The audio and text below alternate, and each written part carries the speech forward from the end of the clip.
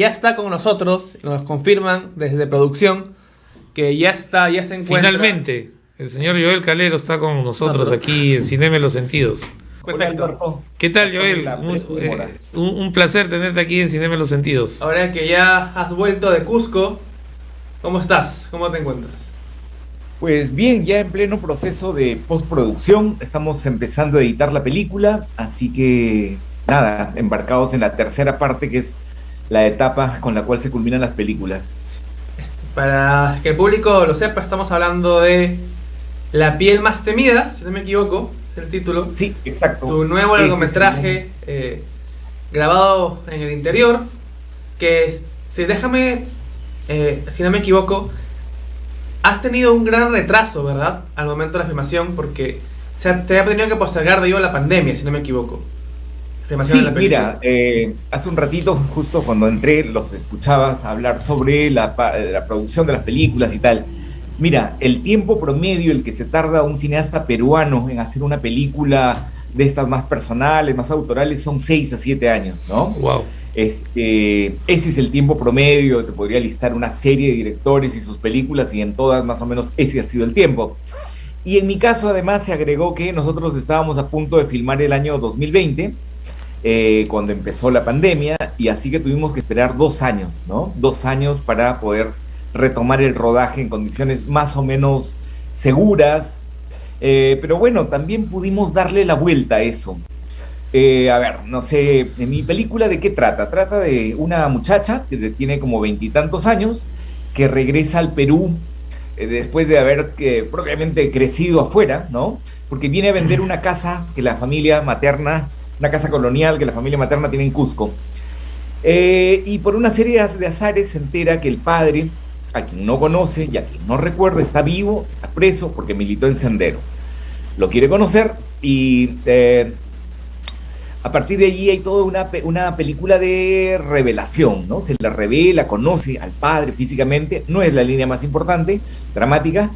Hay un conocimiento de las asimetrías, de las diferencias sociales, económicas, entre las dos familias, la familia materna de hacendados, pudiente, medio aristocrática, y la familia paterna, campesina, humilde y tal, ¿no?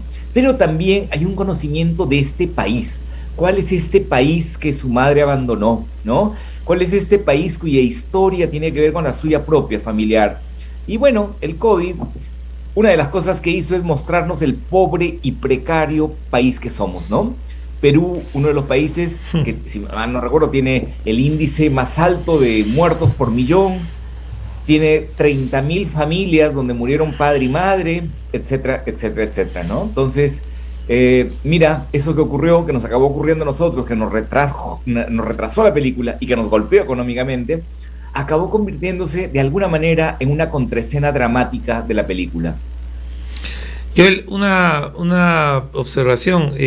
Ahora que estás comentando un poco la trama de la película, obviamente sin ánimo de hacer un spoiler, pero me parece ver con relación a La Última Tarde que hay una preocupación muy pronunciada por esta época y por los efectos de la época de lo que podemos denominar el conflicto armado interno, ¿no?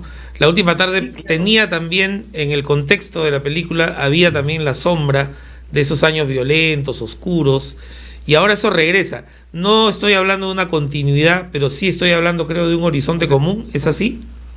Absolutamente, porque además forman parte de un proyecto fílmico en el que ando embarcado, que es exactamente una trilogía. Mira, cuando hice La Última Tarde, fue la película que fue. Y La piel más temida, cuando la escribí, también fue la película que es, ¿no? Y en cierto momento, recuerdo exactamente el día, es más, yo conocía por primera vez Berlín, había estado en un festival en Friburgo, no me acuerdo en qué ciudad de Alemania. Tuve 2 o 3 días para ir a Berlín, y una de las cosas que hice fue ir a un museo que se llama Topografía del Terror. Y cuando salí de Topografía del Terror, pensé, si mi primera película, si La Última Tarde tiene como personajes protagónicos a 2 ex militantes del MRTA, si La piel más temida tiene como protagónica a una hija de un senderista, aun cuando ese no sea el tema, sino una especie de contraescena, pensé, si yo tuviera una una siguiente película en la que hubiera un personaje que estuviera asociado a las Fuerzas Armadas, directamente él, o fuera un familiar directo de alguien que participó de las Fuerzas Armadas, pues tendría una especie de trilogía fílmico-política, ¿no? Donde, tal cual dices, lo que ocurre es que son historias centradas en este presente, y todos esos conflictos del conflicto armado interno son una especie de contraescena, un background, que no es el foco dramático de la película, pero que acaba dándole sustancia, que acaba dándole resonancia, ¿no? Entonces sí, por supuesto, Alonso, es deliberada esa forma, esa estructura de abordar el conflicto armado desde los ecos en el presente. Y de hecho diría que aún en la propia vida real, fuera de la ficción, los ecos del conflicto aún se sienten en la política, claro se sienten en resentimientos sociales, ¿no? O sea, abordar estos temas como parte del background se me hace también hablar un poco, de cierta manera tangencial, de lo que se vive en la vida real en el Perú moderno. Absolutamente, Alberto, por supuesto. O sea, a ver, nosotros estamos en este preciso instante con un gobierno que no lo voy a describir, pero es toda la cantidad de problemas que tiene, porque probablemente es consecuencia de una operación previa, ¿no? De esa imbecilidad que es el terruqueo, ¿no? Correctamente. Sí. Y el terruqueo no es más que un lastre de lo que pasó en esos años, ¿no es verdad? Ese terruqueo promovido por el fujimorismo, ¿no es verdad? Porque claro, la única estrategia que le ha valido más o menos, ¿no? Aunque infructuosamente en el último tiempo al fujimorismo, es tratar de avivar el cuco de aquello que Papi Alberto supuestamente derrotó, ¿no? Y entonces, claro, pues se crea, se agita el terruqueo, ¿no? Que yo lo recuerdo incluso en sus versiones más ordinarias. Recuerdo en San Marcos alguna vez los jóvenes salían a protestar, no me acuerdo por qué, y claro, basta que alguien agite, levante la voz o mantenga una actitud más firme para que inmediatamente sea terruqueado, ¿no? ¿Qué es el terruqueo? Sí, pues, un lastre de esos años, ¿no? Es un hábito lingüístico lamentable, por un lado, pero también es un método para descalificar a los adversarios, ¿no? Absolutamente, sí, y podemos extenderlo a lo lingüístico, a lo caviar, ¿no? O sea, esa es otra tontería, por supuesto. Yo hace poco revisaba unos artículos de José Carlos Mariátegui que no habían sido recogidos en esta compilación Mariátegui Total, y hay uno muy interesante que creo que es del año 22 o del año 21, donde Mariátegui se refiere a la palabra bolchevique, que era un poco el caviar de esos años, ¿no? O sea, a toda la gente, digamos, de cierta tendencia progresista, era inmediatamente motejada de bolchevique, le decían, ¿no? Bolchevique, ¿no? O sea que esto parece más bien algo cíclico, ¿no? Y así es. Bueno, volviendo a la película y volviendo a la producción, bueno, a la preproducción sobre todo, ¿cuánto te sirvió este periodo de pandemia, 2 años de encierro, para retrabajar el guión, para ver otras aristas, para volver a tener más tiempo para revisar el material, la historia, las fuentes? Pues sirvió, digamos. Ahora, a mí me pasa que, a ver, si hay algo a lo que yo le dedico particular atención en mis películas es al guión. Todos los guiones han sido escritos, no sé, tienen por lo menos 8 o 9 versiones, ¿no? Y de una versión a otra no es que cambie unas comas y algunos adjetivos, no, reestructuro completamente la película, ¿no? Y bueno, pero sabes que en el cine es como, no sé, son esos procesos en donde uno capitaliza todo, lo bueno y lo malo, ¿no? Porque yo puedo decir sin duda, o sea, hubo muchos efectos negativos de la pandemia con nosotros, de ese tiempo de desde el aspecto más concreto económico, hasta el aspecto más emocional de quien estaba a punto de hacer su película, con los pasajes comprados para irse a Cusco, con el director de fotografía viviendo al costado, porque él es un chileno que vive en Brasil, estaba hospedado en mi casa, o sea, estábamos a punto de irnos, ¿no? Eso es un golpe duro, un golpe durísimo, ¿no? Al que, repito, le supimos dar la vuelta. Creo, yo en algún momento decía para mí mismo, delirando, por supuesto, si en este momento viniera, no sé, alguien y me dijera, oye, Joel, tengo acá $100,000 para darte, para que filmes tu película como la quieres. Y yo decía, ¿yo filmaría la versión del 2020? No, de ninguna manera. Yo filmaría la versión del 2022, ¿no?